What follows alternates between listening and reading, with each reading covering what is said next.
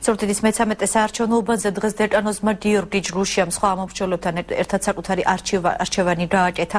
მან ჟურნალისტებს ღიად განუცხადა, რომ მხარს ქართულ ოცნებასა და ზუგდიდის მაჟორიტარობის კანდიდატ ირაკლი ალასანიას უჭერს.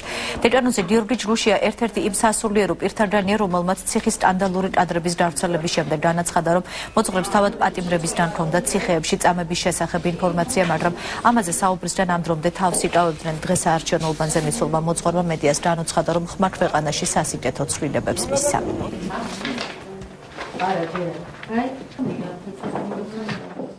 პირდაპირ ვიტყვი, მე პირადად ხმა მივეცი ქართულ ოცნებას 41-ს მაჟორიტარ დეპუტატ ირაკლი ალასანიას. გონია რომ უკეთესობა იქნება. ვიდრე დღესევ.